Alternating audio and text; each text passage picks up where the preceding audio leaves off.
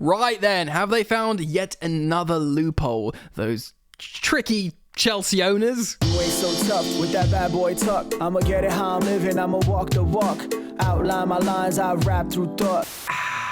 Delicious. How you doing? Welcome back to Football Therapy with me, your host, Jan. I hope you're doing well. Really do hope that. This here is Chelsea news, so welcome on back. Lots of Chelsea news to discuss today, my friends. We're getting into, have Chelsea sold their training ground, Cobham, to themselves? As well as some other positive news. Kendrick Pires, Andrew Santos doing the business for their respective current teams. And if we got time, we'll get into this article by Simon Johnson on The Athletic. But lots of stuff to crack into, guys. So thank you, as always, for joining me. If you like the content, simply like it. Tap of your thumb, click of a finger. If you enjoy the content, also subscribe if you want to.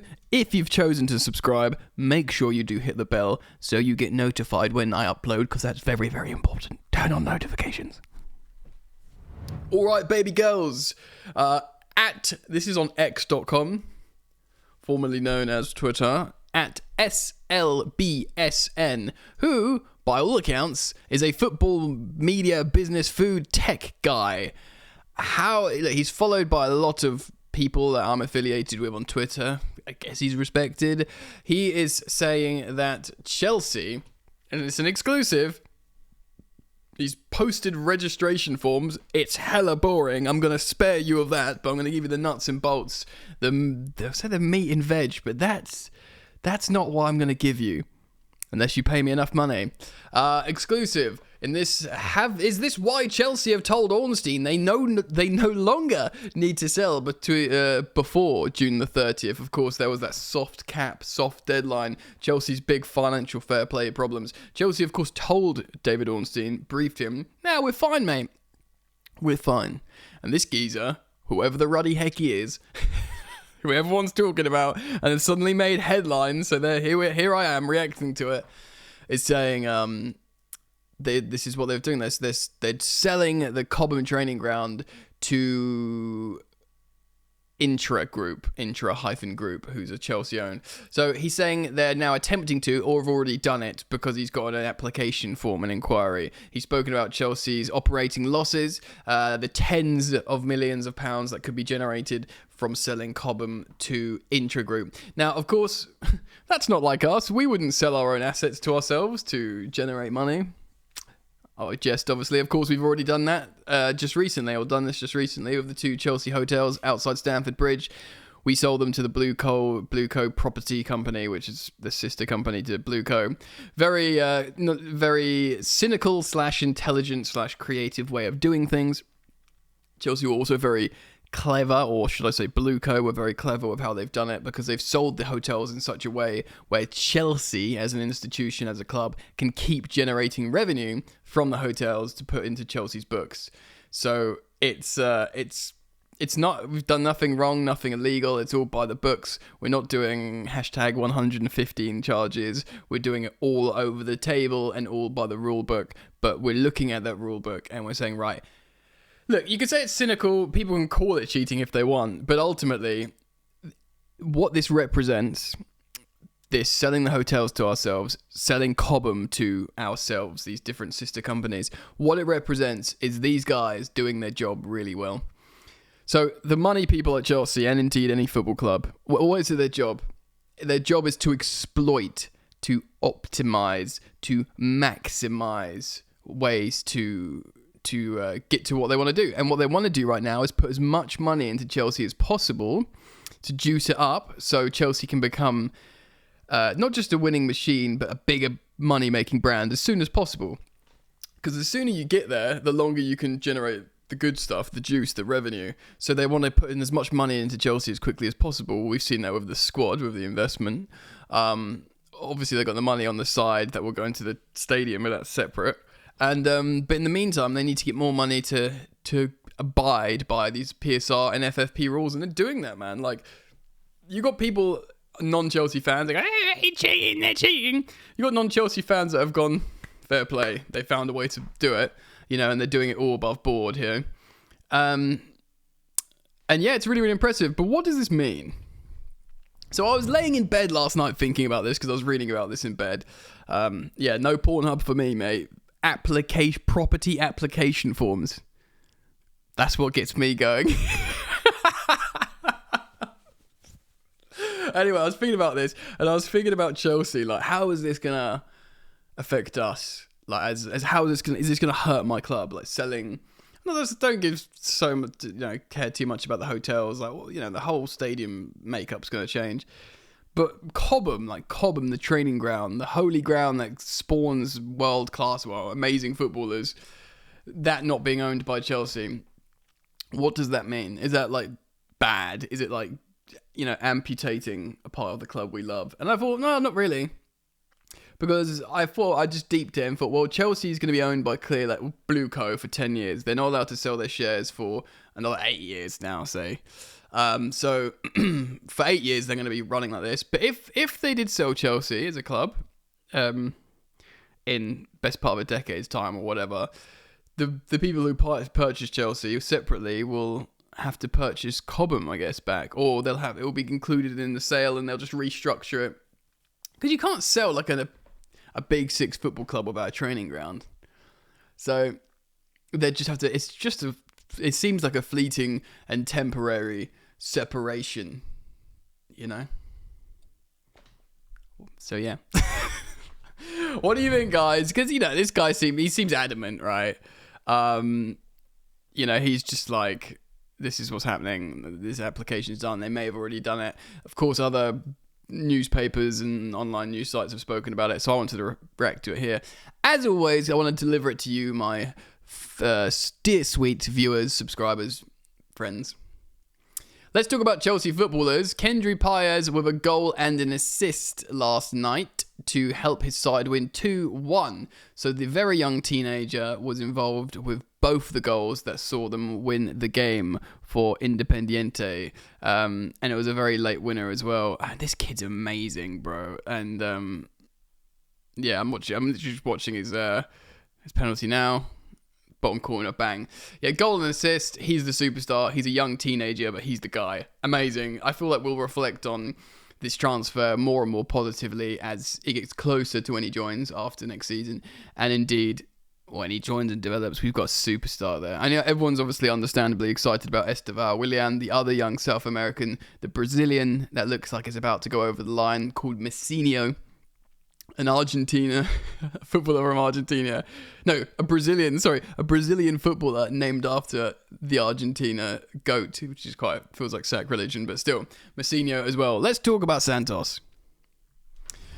So Santos, I think he came off the bench and got a late winner for Strasbourg, did the celebration, held up, André Santos' shirt, and he's great as well. Nizar Kinsella tweeting, André Santos is performing very well at Strasbourg, to the fact actually where he's kind of turned their season around a little bit. If you look at their form before he was in the team, because he wasn't in the team as soon as he got there in January.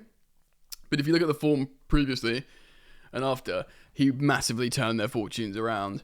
The fans love him as well, and they're trying not to fall in love with him because they hate Blue Co, don't they? And they're like, these players are just loanies and we're Chelsea's project and all this. Understandably, by the way.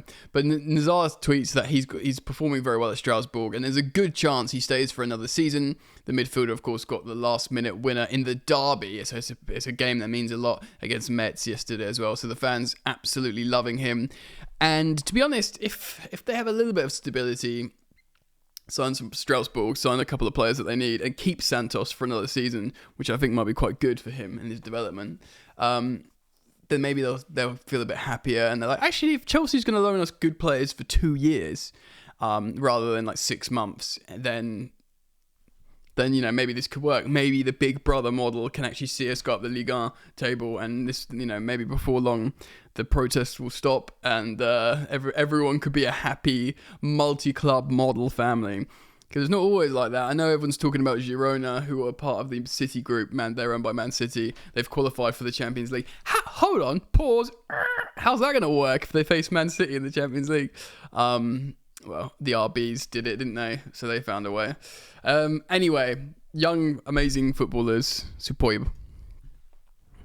So I'm going to read a little bit now from an article from Simon Johnson of The Athletic. and we'll talk a little bit. I'm not going to read it all, it's behind the paywall. Just read a little bit, talking about Chelsea, Pochettino at the moment, etc. I'm just going to sip my coffee. This is like, most people are right-handed, yeah? So, what do you think? Do you think the graphic should be on the outside so people can see it, or facing you? I guess facing you, because you drink by yourself more, don't you? Something to think about. Johnson writes, at Nottingham Forest, Mauricio Pochettino got to prove his point. Barely a week has gone where Pochettino has not been asked about his Chelsea's remarkable injury list. Of course, maybe record-breaking, but certainly the top of the Premier League this campaign. The head coach started to be deprived of key players before the season even began, of course. And it got quite farcical at times, like 14 players out injured, 14 first-teamers out injured. Just insane. The weekly bulletin Chelsea provide on the app, of course, that became a joke, like continuing to rehabilitation process. It was like a joke. It reached its nadir against Tottenham. That's the 14 players, like I told you. And despite having academy, like all children on the bench in that game against Tottenham, we still won the game. So Pochettino has consistently made the argument throughout the last 9 months, not that many seem to have been listening, over just how big of an impact being without a fully fit squad has on his plans. For example, missing the captain Reece James, new signing and superstar signing, by the way, the highest rated Chelsea player on EA FC, and Nkunku, been out all season, who's just started 7 Premier League games between them. The two, they're probably the 2 highest rated Chelsea players. I don't know why I'm using a video game, but yeah, 7 between them. Incroyable. Pochettino consistently states how the absence of several players has other knock-on effects in terms of competition for places. True. Standards in training. Yeah, this has always been a big thing with Chelsea. You know, even like Lampard, when we signed Ballack, he was like, all right, I've got to really push myself now because we've just signed Michael Ballack in my position. And that's what made Chelsea great. So yeah, a lot of these players getting comfortable, maybe. There's probably a bit of that. But also, Pochettino, your training methods, could you be contributing to an injury list here? This is why we need an external evaluation of the entire medical department / training process, because this is ruddy so-and-so, mate. Do you know what I mean? So yes, standards, training, being able to rotate so people get the rest they need, and ability to change the games when things are going awry. True, you need players for that. The day before Nottingham Forest fixture, Chelsea's list of absentees were down to just 6. I mean, 6 injuries, 6 first-team injuries is like, that shouldn't seem like nothing. Do you know what I mean? That's still like a significant group of first-teamers injured. 6. You know, 1, 2, 3, 4, 5, 6, like him. That's a lot of first-team players. But for us, it was like, praise the Lord, it's only 6. Mad. Yes. More. Wait, hold on. I've literally lost my place here. Down to 6. It speaks volume that it felt rather small, and we wondered if there's been a mistake made. More on the course of return this week for the final 2 Premier League games. Pochettino could only see the funny side. Well, kind of. There was more than a hint of regret through his gallows humour, as he said. It was true that we're going back in the last week of the season. Nearly all the players would be fit and available now. Yeah, it's almost like he wants another 6 months of the season, when you'll probably be in a title race then. When you arrive at a new club, a new project, you want to work with the whole squad to have them all fit and create a very good dynamic to compete with each other and increase the level, improve every single day. That was not possible this season. We need to assess why. Amen. We need to do better. Amen. We need to improve in all these areas. Yes. In football, you cannot stop thinking in different ways. It's a good challenge for next season to start the season and increase the percentage of availability of players. It does sound like he's going to stay. The question mark, as has been well documented in recent weeks, is whether Pochettino will be given that chance. His position at Stamford Bridge will be assessed, of course, after the final game against Bournemouth. Pochettino will be involved in those discussions, but when the Argentine speaks to the co-owners and co-sporting directors, he will be able to reference what happened during the Nottingham Forest game as an example of what he can do if there are more options to choose from. Truth. When Chelsea looked unconvincing at 1-1 in the second half, Pochettino was able to bring on France internationals Gusto and Nkunku before the hour mark. Of course, in the 73rd minute, he brought on Raheem Sterling and then, of course, James for his first appearance of 5 months. This quartet alone is worth at least 200 million on the transfer market. Yeah, so that's the kind of 5. And that's not even like... I mean, yeah, you could still talk about Fofana, 69 million. Lavia 58 million. Do you know these guys will be like, I mean, I'd be starting Fofana, but Lavia might not be he might be a starter, but he might not. So we got serious like monetary value that should be on the bench that's not available. So of course Forest could not even cope. By the time James arrived on the scene, they boasted a 2-1 lead courtesy to Callum Hudson-Odoi, which is a bit of a great goal. It's the first goal that we can't be conceding, but that Hudson-Odoi goal, not only was it a great goal from a great winger, but also it was, you know, when the narrative is pulsating through the ether that much, sometimes you just can't stop it. So within 3 minutes of James' introduction, it was like 2 minutes, Sterling scored a lovely equaliser before James, of course, assisted Jackson for the winner. Inevitably, there were wild celebrations, but in the technical area, Pochettino and his coaching staff were expressing their joy too. He cares. They knew the significance of this moment, not just for Chelsea's hopes of finishing 6th, but for getting some evidence for all words expressed over the past 9 months. With enough ammunition, Pochettino can turn the tables around. Well, he's got the hard data. Look what I can do with the squad I'm supposed to have. Do you know what I mean? The statistics do not lie. As Opta highlighted, only Man City, Arsenal and Liverpool, which are the 3 in the title race, and no one expected Chelsea to be in a title race this season, have accumulated more points than Chelsea since Boxing Day.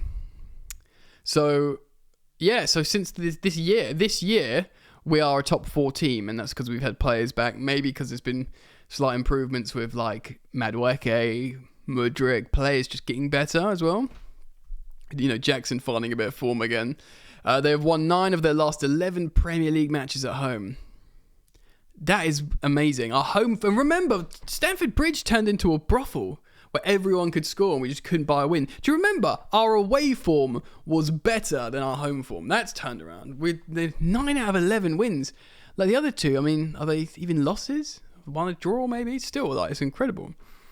And now, importantly, we've had our first away victory since February.